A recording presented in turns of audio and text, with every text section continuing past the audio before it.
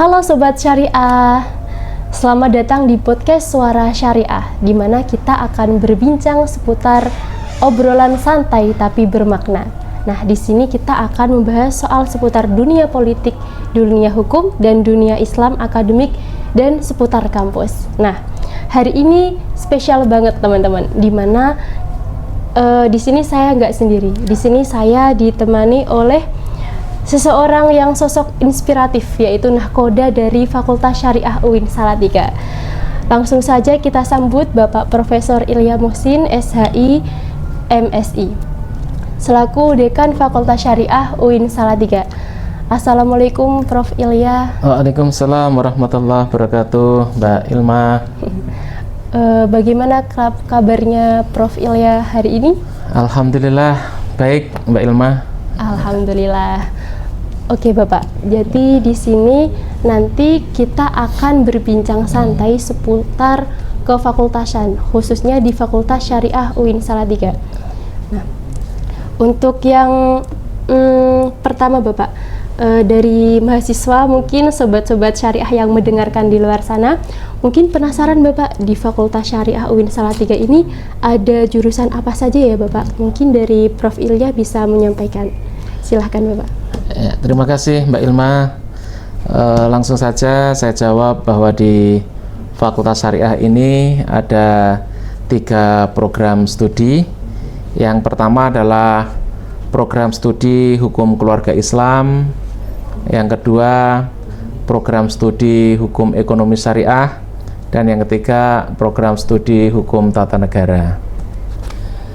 Oke, berarti di sini tuh ada 3 program studi teman-teman.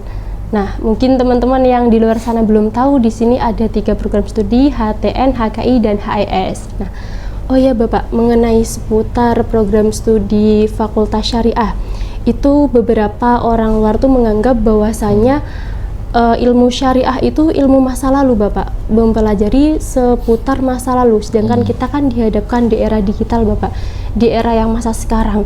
Itu tanggapan Bapak mengenai anggapan bahwasanya ilmu syariah itu belajar soal masa lalu saja, itu bagaimana Bapak? Silahkan. Ya, ilmu hukum Islam khususnya atau ilmu syariah ini sebenarnya kita mempelajari, kalau berbicara tentang waktu atau masa, ya kita belajar masa lalu, masa kini, dan juga masa yang akan datang. Jadi hukum Islam itu sangat dinamis gitu. Jadi maka ada namanya konsep ijtihad, artinya kita selalu berijtihad menetapkan persoalan-persoalan hukum yang selalu berkembang sesuai dengan perkembangan zaman, perkembangan ilmu pengetahuan, dan perkembangan teknologi. Maka ijtihad itu selalu dibutuhkan sepanjang masa. Oke, baik. Berarti begitu Sobat Syariah, bahwasanya ilmu fakultas sendiri itu dinamis nggih Bapak? Sangat dinamis. Sangat dinamis, tidak kaku atau tidak hanya membahas soal masa lalu saja, tapi juga mempelajari soal zaman sekarang, yaitu berupa ijtihad ya Prof? Iya. Betul, seputar ijtihad. Nah, selanjutnya Prof, berbicara soal Fakultas Syariah sendiri, kalau di Fakultas Syariah UIN Salatiga itu ada program unggulan apa saja ya Prof? Kalau boleh tahu bisa disampaikan. Silakan. Oke, kalau di Fakultas Syariah ini sebenarnya ada banyak kegiatan ya sebelum kita ke program unggulan. Jadi ada beberapa kegiatan yang bisa diikuti oleh mahasiswa.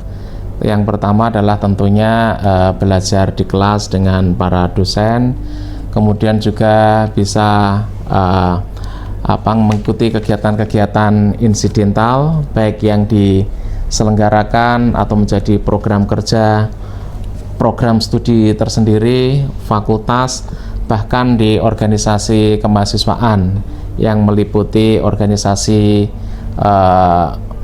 DIMA Fakultas Syariah, SEMA Fakultas Syariah, HMPS atau Himpunan Program Studi, yang terdiri dari 3 program studi, yaitu Hukum Keluarga Islam, Hukum Ekonomi Syariah, dan Hukum Tata Negara. Belum lagi di organisasi kemahasiswaan ini di Fakultas Syariah juga kita memiliki BSOM ya, atau Badan Studi Otonom ya, di Fakultas Syariah ini. Di antaranya ada 3 kalau tidak salah ya, yaitu kajian hukum, kemudian yang kedua diskusi kitab atau qiraatul kutub, dan yang ketiga adalah belajar terkait praktek-praktek sidang semu gitu ya. Dan saat ini juga kita akan menyelenggarakan diskusi bedah buku ya, bedah buku yang akan kita selenggarakan 2 hari lagi, yaitu besok Rabu. Ini adalah kerjasama dengan Dinsus 88 yang nanti akan membedah bukunya Irjen Pol Sentot Prasetyo. Ini bukunya sedang saya pegang. Nah, ini penulisnya adalah beliau. Ini berbicara tentang Jamaah Islamiyah, perjalanan kisah Jamaah Islamiyah. Nah, ini besok Rabu akan kita bedah dengan narasumbernya penulis bukunya sendiri, yaitu Kadinsus 88, Kepala Dinsus 88, kemudian beberapa pakar terorisme, dan juga salah satu amir mantan amir dari Jamaah Islamiyah. Dan ini juga bisa diikuti oleh seluruh mahasiswa Fakultas Syariah ya, pastinya harus daftar dulu ya. Kemudian siangnya nanti ini ada kelas menulis yang juga kerjasama dengan Dinsus 88. Nanti narasumbernya dari editor Gramedia, sehingga nanti mahasiswa ini dibatasi pesertanya 50 mahasiswa, nanti akan belajar secara intensif dengan editor dari Gramedia, dan insya Allah ini program juga berkelanjutan. Itu beberapa contoh kegiatan-kegiatan yang ada di Fakultas Syariah terdekat ini. Dan saat ini mahasiswa Fakultas Syariah ini nanti di musim libur ini mulai tanggal 14 Juli sampai 25 Agustus nanti mahasiswa akan mengikuti praktikum pengembangan lapangan atau biasa disebut magang di berbagai lembaga, baik itu pengadilan agama, pengadilan negeri, kejaksaan, dan juga lembaga-lembaga lain yang relevan dengan keilmuan 3 program studi tersebut. Terakhir terkait program ya, tadi ada program yang ditanyakan Mbak Ilma, mungkin lebih tepatnya prestasi ya di Fakultas Syariah ini. Kita memiliki jurnal, yaitu Jurnal Ijtihad. Jurnal Ijtihad ini adalah jurnal hukum Islam yang dimiliki oleh atau yang dikelola oleh Fakultas Syariah. Wah, keren ya, Prof. Iya. Nah, Jurnal Ijtihad ini Mbak Ilma, ini merupakan jurnal yang terindeks Scopus, yaitu jurnal internasional bereputasi. Luar biasa. Dan alhamdulillah mulai April kalau tidak salah ya, April atau Mei 2025 ini Jurnal Ijtihad ini menduduki peringkat nomor 1 dunia dalam bidang studi agama atau religious studies, dan menduduki peringkat nomor 1 Asia dalam bidang hukum, dan menduduki peringkat nomor 1 Indonesia untuk semua bidang ilmu. Jadi kalau di Indonesia baik itu bidang ilmu eksak, sosial, humaniora, hukum ataupun kedokteran dan seterusnya, Jurnal Ijtihad ini nomor 1 di Indonesia. Itu mungkin prestasi di Fakultas Syariah, Mbak Ilma. Oke, baik Prof Ilya. Wah, ternyata luar biasa di Fakultas Syariah UIN Salatiga. Itu sangat kompleks ya, Prof. Terutama mulai tadi yang pertama ada pembelajaran di kelas, selain itu pun juga ada kegiatan di luar ya, Prof. Tadi salah satunya terkait bedah buku. Nah, berarti ada program tambahan atau kegiatan tambahan, bukan hanya monoton di kelas ya, Prof. Betul. Wah, ini sangat kompleks. Selain itu pun juga ada banyak organisasi ya, Prof. Mencakup tadi ada SEMA, DEMA, HMPS, BSOM. Wah, itu sangat kompleks. Bagi teman-teman sobat syariah yang penasaran, itu di Fakultas Syariah itu sangat komplit, teman-teman. Sudah mencakup terkait pembelajaran akademik, terkait kegiatannya pun juga bervariasi ya, Prof.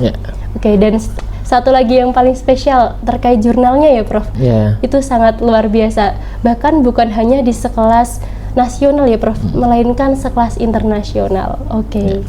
Wah, luar biasa. Ya. Nah, mungkin terkait bincang-bincang seputar fakultas cukup sampai di sini Prof.